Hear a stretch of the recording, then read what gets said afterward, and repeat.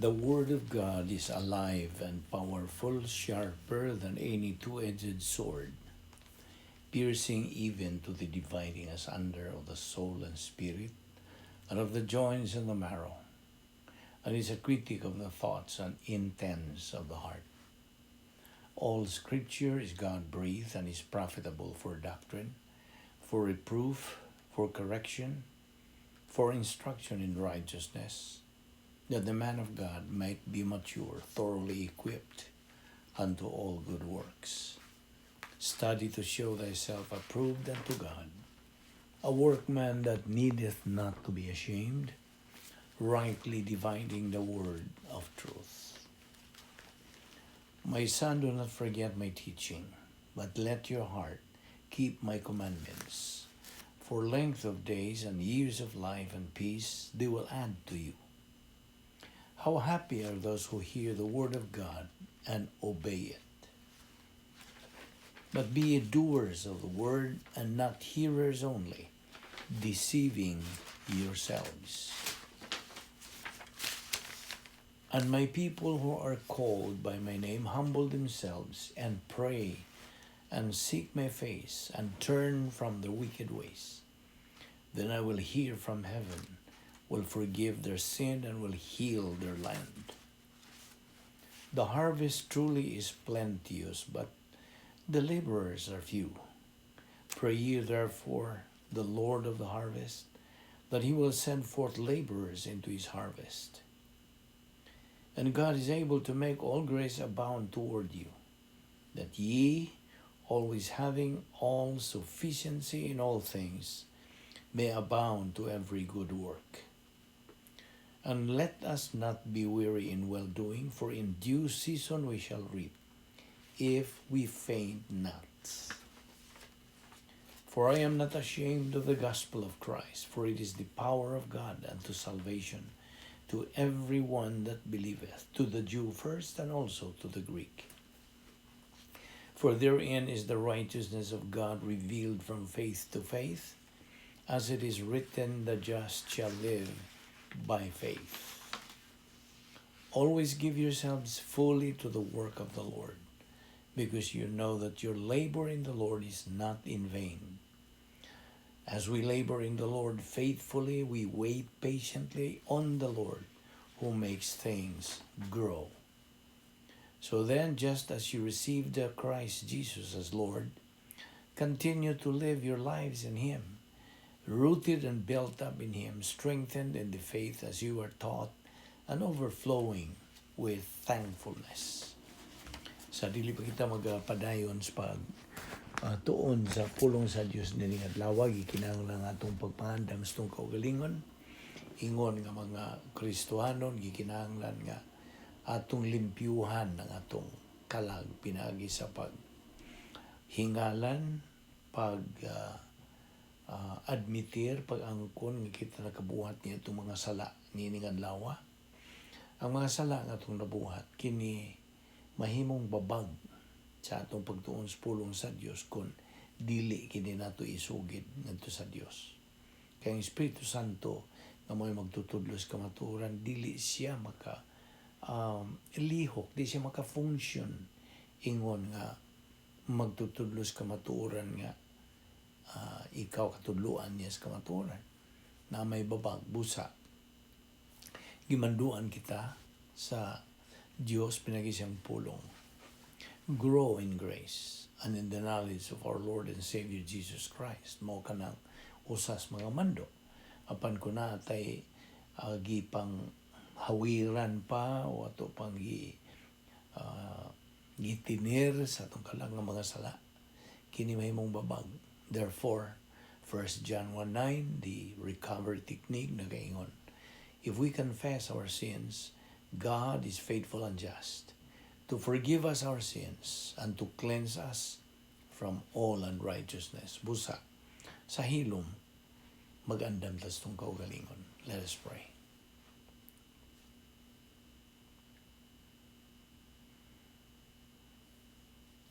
Ama na mga Diyos, nagapasalamat kami kanimo unas tanan sa imong pagdala kanamo sa makausapan, dininapita, aron kami makapadayon sa among pagtuon sa imong pulong. Bani kami o Diyos ng adlaw, sa among pagpadayon, sa pagtuon, sa imong pulong, o nagapasalamat kami kanimo.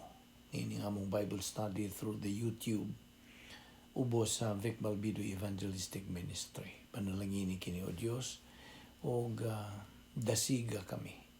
Atagi kami niya ng concentration sa pagpunting sa among galamhan o among una-una diya sa imong ikatudlo ka na mo ni adlaw. Hingtanan na mong ipasalamatan. Sa ngalan ni Ginoong Hesukristo. Amen. Well, maing adlaw sa tanan natong mga suki sa atong Bible study o kaninyong mga higala nga wala pa'y kaluwasan. Gidapit ka mo nga muhimo ka mo og desisyon sa pagtuo kang Ginoong Hesukristo. Aron ikaw sibo na usab ni atong pagabuhaton. Just believe on God's word sa Acts 16:31 nga nagaingon, believe on the Lord Jesus Christ and thou shalt be saved. Kung alang kanimo Kristohanon, fellow believer, gikinahanglan nga ikaw concentrate na karon. Okay? Aniya kita nagadupot pa sa atong tun-anan nga giuluhan na to, gaining the dynamic power of the spiritual life. Atong pag-angkon sa mabulukon nga gahom sa espirituhanon nga pagkinabuhi. Okay, last time ang atong gibiyaan nga leksyon mao ang bahin sa pagsakdaw, right? The rapture. Kung ato namang sayran nga kining rapture mao ni ang next number sa prophetical timetable sa Dios. Alang nga kanatong mga magtutuo lamang. Okay? So, ana ay ikaw hingpit nga kagawasan sa pagpili. God gave us the perfect kining kagawasan o freedom, perfect freedom of choice. So makagamit kita niya na kay iya man ang hinatag. Gamita, ingon ang Diyos ang pulong, gamita ka ng kung gihatag nimo nga kaugalingong kabubuton, your free will. Na kay kagawasan sa pagpili. Mutuo ka ba o musalikway? Ang panasayan ka na nga ay resulta. Okay, so ang tao therefore may hingpit nga kagawasan sa pagpili. Mutuo ba siya o musalikway niya ng kanang maing balita sa kaluwasan sa pagtuo kang Ginoong Hesukristo ingon nga manluluwas, or musalikway ba siya kang Ginoong Hesukristo? However, every response ang matag tubag nga himuon sa tao, sayod na kita nga kini nagadala og sangputanan. It has or brings a result. Now, we already knew that negative response results to eternal condemnation, while a positive response results to eternal life. Suma ka na sa gilati, tataw diya sa John chapter 3 verse 36. He who believes in the Son has life. But he who does not believe in the Son does not have life, but the wrath of God abides on him. Now, busa, alang ka na to, kung maghiskot ang kamatayon, ato naman yung ituki, no? Kagahapon. Ang kamatayon, alang ka na itong mga magtutuo, is merely pagkatuog sa atong lawas. Ang atong espiritu immediately mubiya sa atong lawas. O diha-diha moadto kini sa presensya sa tubangan sa Dios. Ang atong lawas matuog lang o maghuwat kini sa iyang pagkabanhaw. Di mahitabo ang kamatayon sa mga magtutuo apart from our Lord Jesus Christ. Ang kamatayon sa mga magtutuo, mahitabo diha kang Ginoong Kristo, ingon sa pagbanhaw sa Dios kang Ginoong Kristo as so depicted na atong makita diha sa pagbautismo sa iya kitang banhaw ni Ginoong Kristo, diha kang Kristo. In other words, ang atong pag-ingon ni ana, God will treat those who died kinsa misalig, mituo kang Ginoong Kristo, sama sa iyang pag-atiman kang Kristo mismo. Namely, pinagi sa pagbanhaw kanila, gikas mga minatay, raising them from the dead. Ang pagkabanhaw ni Kristo in God's, kini is God's step. Usa kini kalakang sa pag-ingon, kanang ingon, it's a step of approval niya itong iyang gibuhat dito sa krus. Apan labaw pa niya na sa ato usab nga pagkabanhaw as well. Kana to ba mga magtutuo? So kung mituo kita nga si Jesus namatay og nabanhaw, that He rose again, even so, now naa ka na'y pagsumpay, there is a link gikan sa kang Kristo nga krus og sa iyang pagbanhaw. We are moved sa unsay may tabo sa mga Kristiyanon inigdangat na sa rapture o pagsakdaw. Even so, ang Dios with Him muda kanilang nangatug those who have fallen asleep diha kang Kristo. Paminaw, mo kana ang buot nilang mahibawan. Yan to bang mga magtutuo sa kanang Thessalonica, okay? Mo na gusto nilang mahibawan. Unsa gyud ang mahitabo niadtong nangamatay. Mihawa naman ang ilang espiritu, obviously, umiuban sa Ginoo. Perhaps nasabtan nila ang tibuok niya na. But they would have understood that they would be with the Lord. O tingali kung ilagi itong sabton nga, they would be in a possession nga na nag-iya na kini sila sa kinabuhi nga way katapusan, eternal life. Apan, what about sa ilang mga lawas? Would they be always incomplete? Dili ka kini kumplito? Would they be somehow mas minus kung itandi niya itong miagi o nakasinati sa pagsakdaw? No, not at all. Dili ka na mahitabo. Pagadadon kini sila sa Dios, God will bring with Him kanila nga nangatog diha kang Hesus. Mao kini ang saad sa pagbanhaw, the promise of resurrection. Gibanhaw sa Dios si Jesus, and He will raise sa tanan nga who are in Jesus, bisan kaniya kadtong nangamatay. Kitang tanan, all of us, nasumpay ngadto sa resurrection ni Ginoong Jesucristo. We are all linked to it. Ato ka nang nakita dito sa 1 Corinthians 15:23. The resurrection is this, in His own order. Si Kristo mao ang unang bunga, the first fruit. Human na kadtong iyahan ni Kristo at His coming. All who are Christ's, na iyahan ni Kristo, ang tanan nga iyahan ni Ginoong Kristo, pagabanhaon. The fact that ang tanan nga nangamatay na, ang ilang mga lawas are in Hyman, in their grave. Atuwa sila sa ilang mga lunganan. Does not eliminate them gikan ini nga great kanang event, dako kay hitabo kining rapture. Ang gilang og pag-extend og dutay yan ang bahina. Mubalik tagamay dito sa Roma kapitulo 6, okay? Atong hatagan og dakong pagtagad ang kamatuoran bahin sa atong pagkahiusa pagkadugtong kang Hesus Kristo sa iyang kamatayon ingon man sa iyang pagkabanhaw.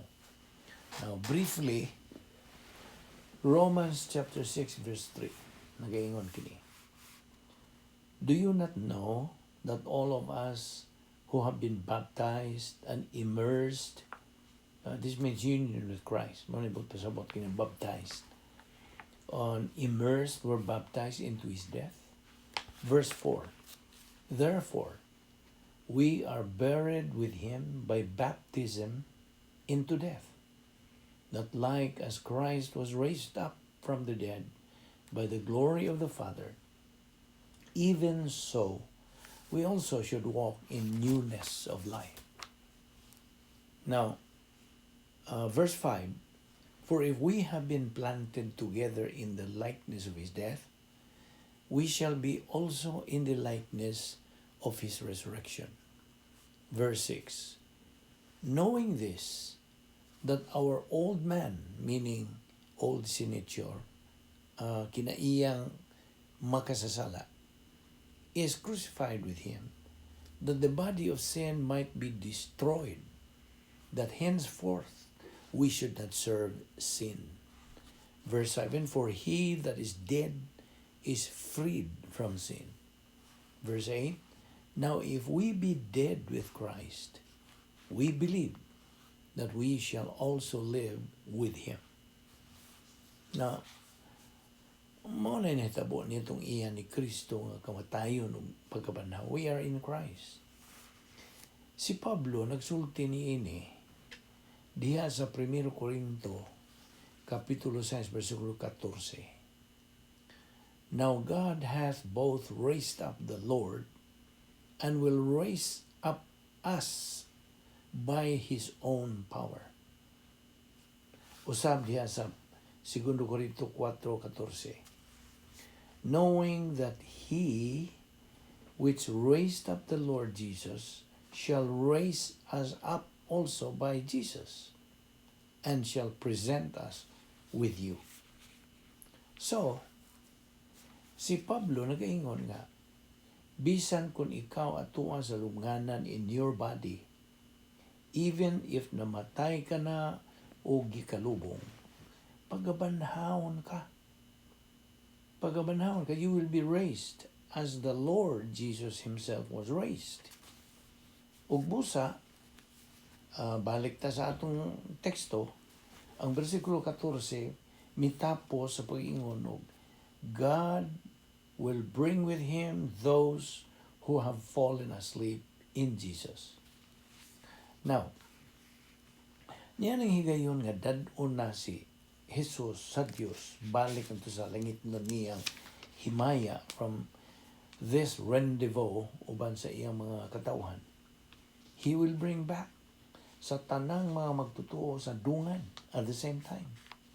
Sabot ka? No, kini ito buha, sa dihang ang Ginoo manaog na diha sa panganon, in the air, okay? In mid-air, and gathers all the believers unto himself. Sakmiton, labnihon sa kalit sa Dios, kini silang tanan. Of course, kitang tanan nga mga believers, uban ni Jesus, ug dad-on na kita sa Ginoo ngadto balik sa langit. He will bring all of us back to heaven. Oh, what a day indeed kana. Dili yun tiyaw, no? What a day kana. Imagine, we are on our way to our grand reunion dito sa langit. Now, alang nini kanatong mga magtutuo. Subo pa lang doon, katong dili mga magtutuo, dili sila maka-appeal niini. Nga grand reunion. Now, and that is essentially what our Lord was saying. Diya sa Juan 14:1. Usa ka na ilan pag-ayong teksto kini. Verse 1. Let not your heart be troubled. Ye believe in God, believe also in me. Verse 2. In my Father's house are many mansions. If it were not so, I would have told you. I go to prepare a place for you. Verse 3. And if I go and prepare a place for you, I will come again and receive you unto myself, that where I am, there ye may be also. Nakuha ba nimo to? There is an event nga moabot. Sabta ka na, okay? Naay dakong hitabo nga moabot. Sa dihang ang Ginoo moabot, mudangat will come, ug kuhaon kita niya, ug dadon kita niya where He has been. Now, where is He now? Ang tanong ko nimo. Of course, tuwa sa langit. So aniya kining usa ka hitabo, moabot.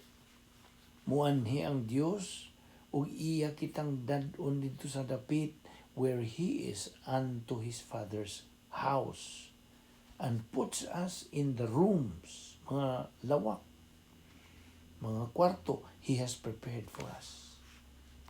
Ug akong balikon sa pagpatinaw nimo nga dili kining hitabua ang pagbalik, dili ni second coming ni Jesucristo nga ni sayuta aron sa paghukom sa mga unbelievers.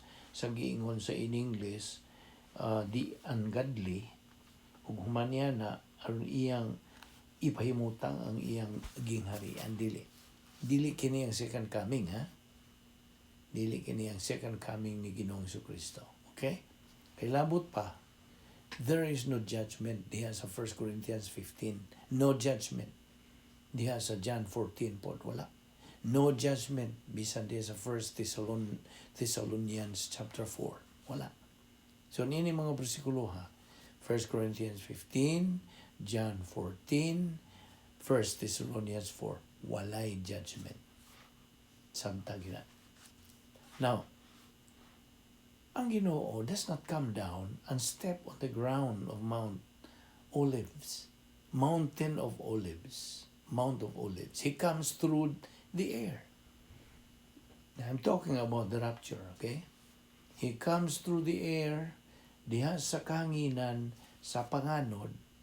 He collects, pinagi sa pagbanhaw sa mga magtutuo, ug dadon kini silang tanan ngadto sa balay sa Dios nga Amahan, ug ibutang kini sila didto sa mga lawak nga giandam sa Amahan alang kanila. Pagkanindot. Now diha sa panapos nga bahin sa bersikulo 14, kini si Pablo is actually speaking to the concerned sa mga kasing-kasing nining maong mga magtutuo, because unsa may metabo niya ito nga matay na. Do they miss sa pagbalik ni Ginoo sa Ginoo? No. Inumdumi nga kini sila nangamatay diha kang Hesus, in Jesus Christ. Ug kini sila banhaw diha kang Hesus. Kasabot ka? Now, how do you know? Kung imong pangutanon si Pablo, how do you know this, Paul? Yun sa manimo pagkaibawan niya na. So, mao ni din ang ikatulong patukuranan. The third pillar. Now, this truth, ang pagsakgaw sa simbahan, the gathering, the snatching, gibasihan kinis kamatayon ni Kristo o sa pagkabanhaw ni Kristo, in which kita nahilambigit. We are involved. Apan gibasihan usab kini sa gipadayag o revelation from Christ, verse 15, for this we say to you by the word of the Lord. Now, where do you get ni ining kasayuran, Paul? Kung imong pangutanon sa Pablo, di man imo ni makatuni.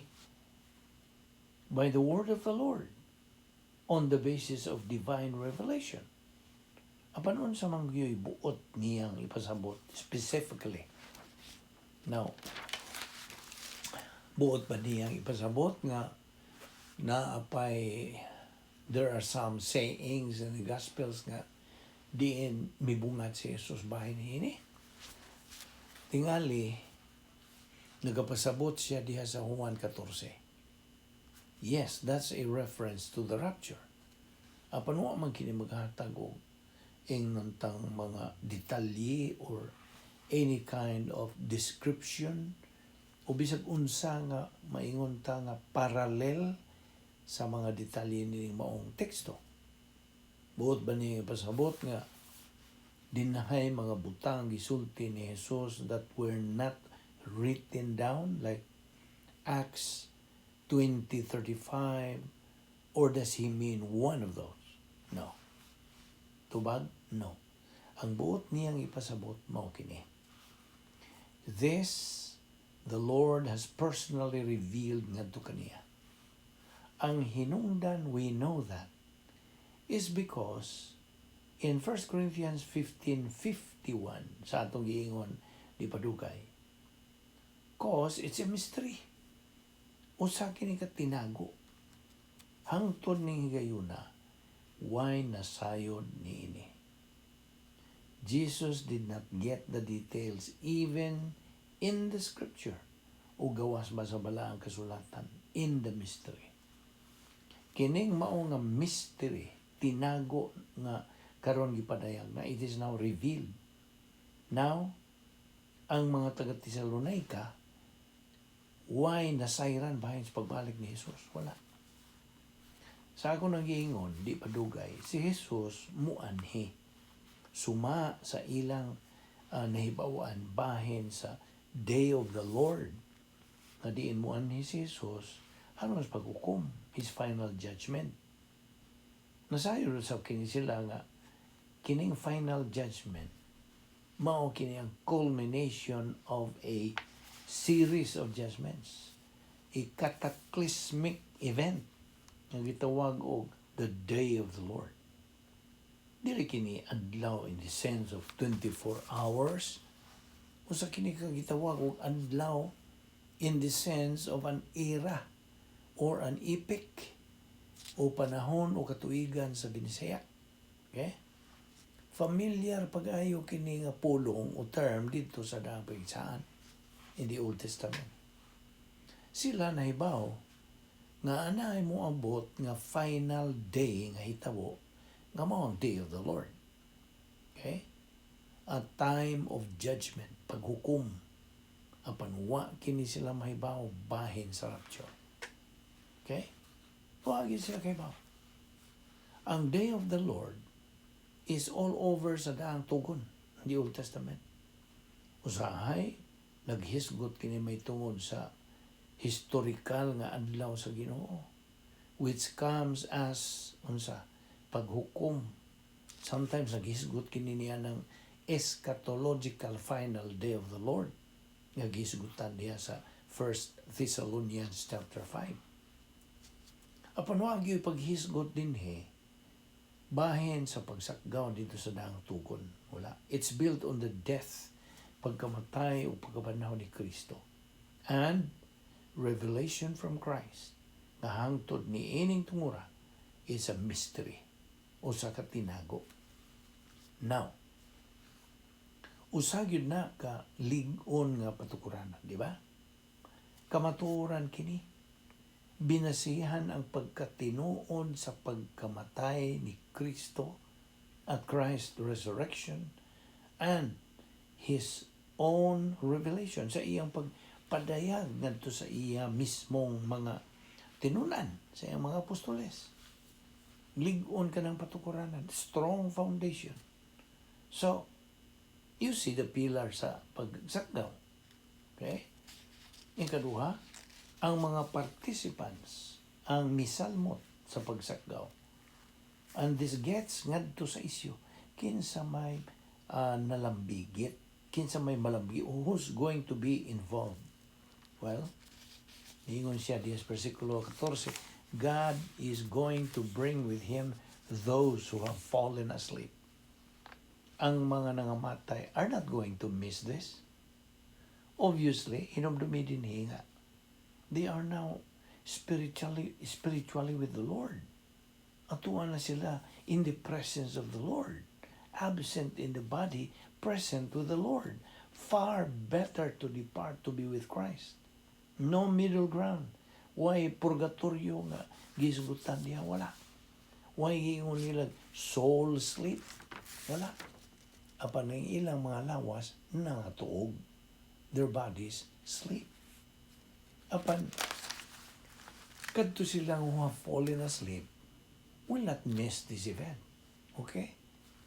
So samtang na, now, nag-ingon kini diha sa bersikulo 15, o we who are alive and remain hangtod sa pag-abot sa Ginoo. Kining pulong nga we, this interests me. Baga nga no? We, nagpasabot ba si Pablo dinhi nga it could happen in his lifetime? It does. O maninoon kad tumaytabo sa iyang lifetime, it could have happened in his lifetime. Sanglit kadtong maong hitabo, wa may ilhanan. There was no sign. It was a signless event. Mao man to'y giingon nga kalit, nga cataclysmic, paglabni nga event. Sudden. Kalit. Way bisag mausa ka timailhan nga gisgutan sa Biblia.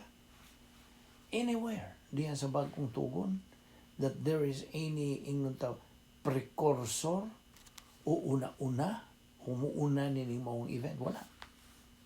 Kung tanawon nimo kadtong Olivet Discourse in the Gospels, gipadayag ni Jesus didto ang tanang mga hitabo nga muuna sa dili pa siya mubalik pag-usab. Mao kadtoy mga panghitabo nga muuna sa iyang pag-abot. In judgment, aron sa pagpahimutang sa iyang gingharian. This is not dili na mao. This is before that. We who are alive and remain hangtod sa pag-abot sa Ginoo will not precede niadtong nangatog. Wa na'y tubag sa pangutana. Mao kanay tubag sa pangutana. Dili lang kay kini silang tanan mga mangon, but they are gonna rise ahead of us. Well, di ay nag-ingon nga tungod kay they have 6 feet further to go. Ngunit nag-ingon ng tuog ko nga, di man tingali kana mo ay hinungdan dili. He demonstrates pinagi sa pulo nga we kita. The eminency ni ang kalagmitan yun. Meaning, ang pagkalagmit o kalagmitan ni niya. Eminency. Doktrina man na. The doctrine of imminency of the rapture. Apan igo na alang ka nato ng pag-abot sa Ginoo aron sa pagkuha ka nato o pagda ka nato ngadto sa langit to the rooms nga gipang-andam alang ka nato dito sa balay sa atong Amahan. Kini gipatin-aw dinhi. Again, why paghukom baya nga may tabo dinhi, okay? Why paghukom? No judgment. Di man gani si Jesus mo tunob din sa yuta niya nagtungura dito sa Mount of Olives. Dili. He does not come to Armageddon. Di pa niya buntogon ang iyang tanang mga kaaway. Di pa. Wa pa may tabong panapos ng paghukom. Di pa man niya buwagon ang mga karniro, mga kanding. Di pa niya ipahimutang ang millennial kingdom. Kanang tanan, mahitabo lamang human sa pagsugod sa adlaw sa Ginoo. And it is the culmination of the day of the Lord nga mao'y panahon sa paghukom. Ug tuod, ang rapture mahitabo at the end sa Kapitulo 4. The day of the Lord, gipatin-aw diha human sa Kapitulo 5. And that is the sequence. Si Pablo, wa lang kay wa siya may bawang kanus kinimita buwapan, he also knew. He could not know. Tinuod man nga, daw na familiar na siya sa mga pulong sa atong Ginoo. Matthew 24:36, ngaway na sayod sa panahon, season, not even the sun, na ibaw niya na. Siguro gisultihan kini siya nga dihas mga buhat, Book of Acts, when the disciples said, chapter 1, mauni ang higayon nga, He is going to bring the kingdom. Nga si Jesus, nagkanayon, na dili kini ang higayon nga inyong masayran. It's not the time for you to know the times and the seasons. It's not time for you. May tabo kini in an hour. You think not? Okay? He could have known and he knew that he couldn't know. May bawa po siya nga, it could be a long time. If he followed sa sambingay ni Jesus diya sa Matthew 24 o 25, usa sa mga sambingay o parables nagapahinumdum that our Lord says the Master is not coming for a long time. Ug dito sa parable of the virgins, ang bridegroom is delaying, naglangan-langan. So, wa siya mahibaw kanusa. Okay? He was caught between the fact nga posibleng may tabo kini in his lifetime and still it could be a long time. Well, what is the point of that kind of imminency? Ang kind of imminency, God, mao kining imminency of the rapture mo kani akong ingon nimo nga doktrina kana. Kining imminency of the rapture mao ang pangandam preparedness. Kung wa ta mahibaw, then gikinahanglan nga andam kita kanunay all the time. Moabot siya in an hour when you think na. I think kadto silang tanan nga early Christians nagkinabuhi uban niya ng sense of imminency. It comes through so many places sa bagong pag-igsaad. Romans 13:11 says, do this, that is love, and do no wrong to your neighbor. Do this, knowing the time, that is already the hour. Mo na kini ang takna for you to awaken panahon na sa pagmata gikan sa inyong pagkatuog, espirituhanong pagkatuog ng pagkasabot. Kay karon ang kaluwasan mas duol na kanato kaysa niadtong nagatuo lang kita. Ato ni padayon og ayo si piyata ang pagsubay o pagsunod nini og nagpasalamat kita sa Dios sa iyong patinaw kanato nina. Hope nga nakakat-on sa ikaw ining maong leksyon nga itong ituki nini nga adlaw. Magampo ta. Higala, ako kining i-address kanimo. Kung galing mamatay ka karon, ay ba ka ba may langit ka o may impyerno ka hangtod sa kanturan? Ang Biblia higala, ang pulong sa Dios nagkanayon ra ba nga imo ka nang mahibawan. Gipangutana ta kay higala nini maong pangutana. Sanglit mo kini ang labing mainungdanong pangutana sa tibuok mong kinabuhi. Pangutan unta kanini. Luwas ka ba? Well, dili question kung sakop ka bago sa kasimbahan, kung dili luwas ka ba? Dili question kung nagkinabuhi ka bago sa katalahoron o dalay kung kinabuhi, kung dili luwas ka ba? Ang Biblia nagsulti sa ingon, kinahanglang maluwas kita. Mga buhat 4:12. Higala, aron ka maluwas, unas tanan, gikinahanglang muangkon ka nga ikaw sa ka makasasala.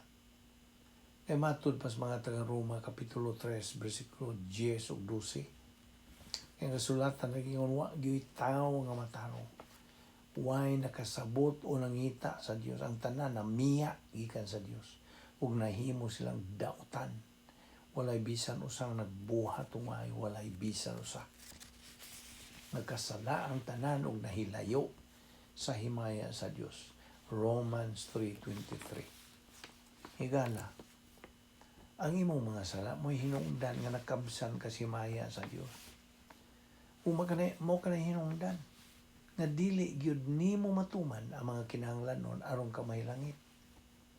Ikaduha, kinahanglan nga ikaw makaamgo nga naay nahigugma nimo ug gani namatay siya alang kanimo. Siya mao si Ginoong Hesukristo. Kinsa namatay dito sa usa ka krus sa tuyo sa pagbayad sa imong mga sala ug sa paghatag kanimong higayon nga ikaw mahilangit.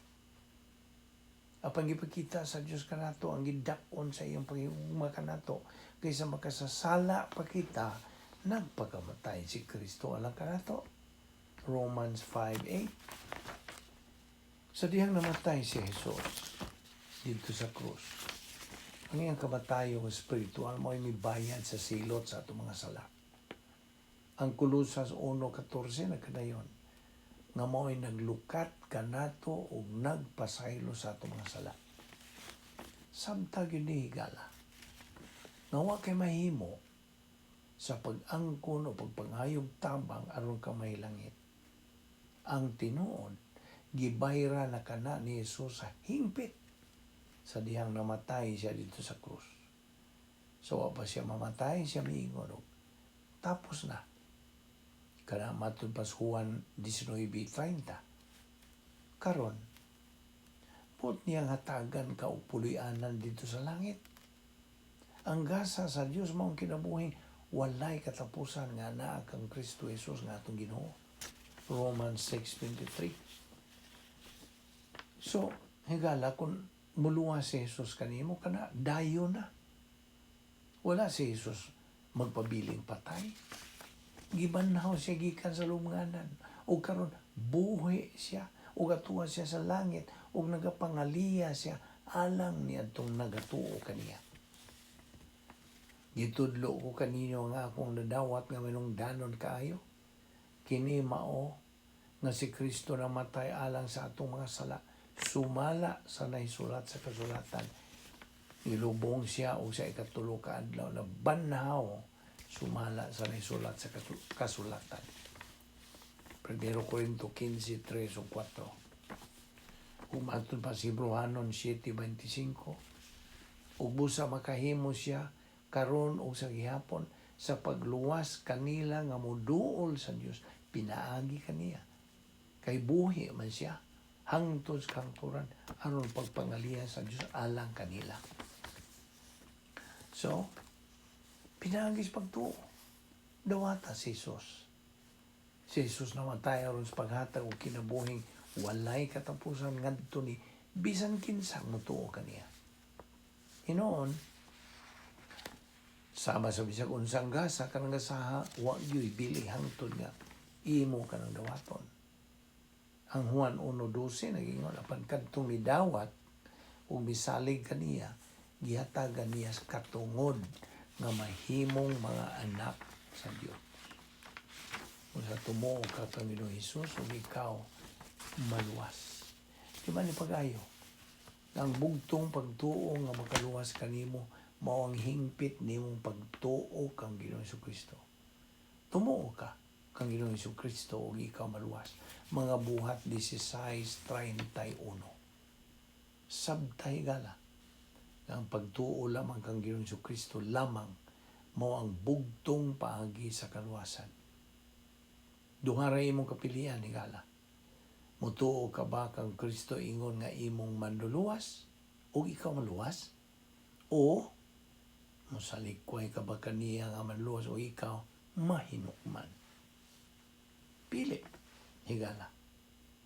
Apan sabta ang isulti sa pulong sa Dios diya sa Juan 3:18 nga nagkanayon. Ang dili mo tuo, mahinukman ang daan. Tungod kay wala man siya mutuo sa ngalan sa bugtong anak sa Dios. Busa, sublion ko sa pagpahinomdom nimo higala. Tumuo ka kang Ginoong Hesukristo ug ikaw maluwas. Magampo ta. Amahan na mo nga langit no, nagapasalamat kami kanimo. Nining imong mga pulong sa paglaom, pulong sa kaluwasan. Salamat sa imong pagkamatinumanon sa imong mga saan. Salamat sa imong pagtudlo ka na magdugang pa iyong kamaturan. O ako nag-ampo, especially niyan tong wala pa'y kaluwasan nga sila ila untang buksan ng ilang salabutan o ilang dawato ng kaluwasan kay maura kani ang bugtong pagi nga sila maluwas. Salamat o Diyos.